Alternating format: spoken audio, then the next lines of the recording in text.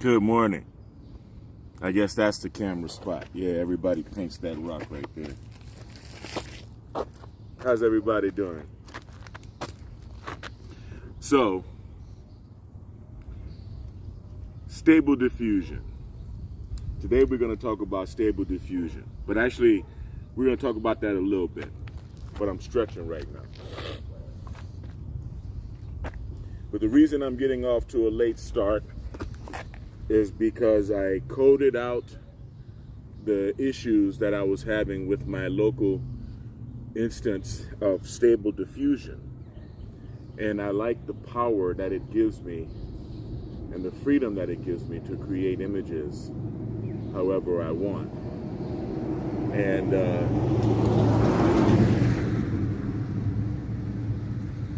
I'm fortunate enough to have a powerful enough computer that I can not only have the processing speed. I've got 8 cores.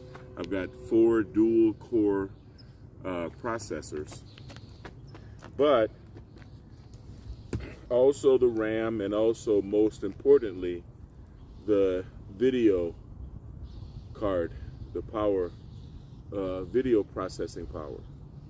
And that's what you really need to run stable diffusion very effectively.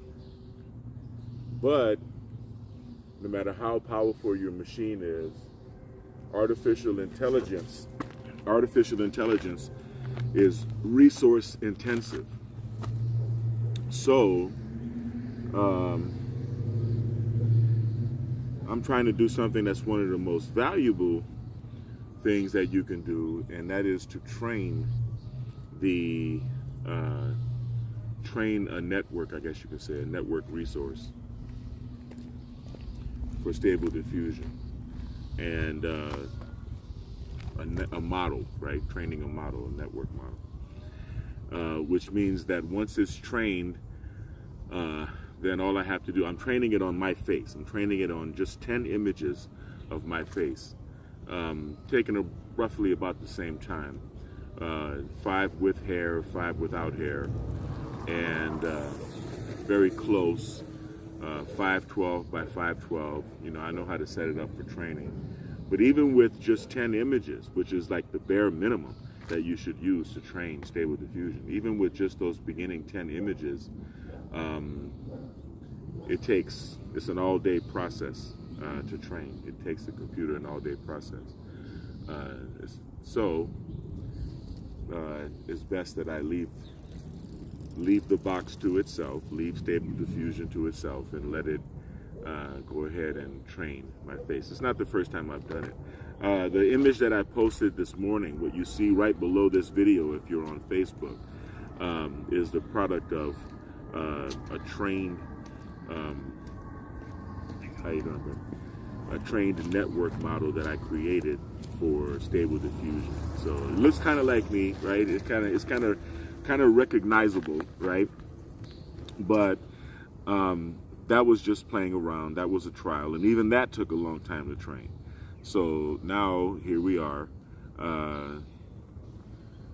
giving it an opportunity to train just 10 serious images of me.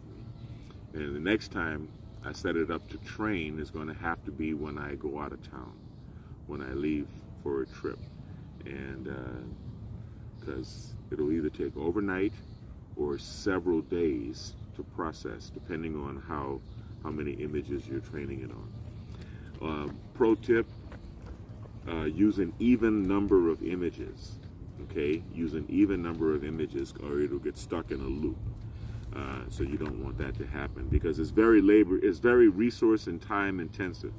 So you hate to set it up and then waiting, hours and hours and hours go by, and then you find out that you got crap, or that it didn't actually train or record any data from the source images that you fed it.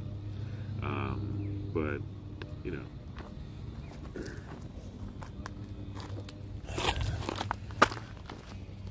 But there are a lot of upgrades and a lot of modules that you can add on to Stable Diffusion right now. it's becoming more responsive to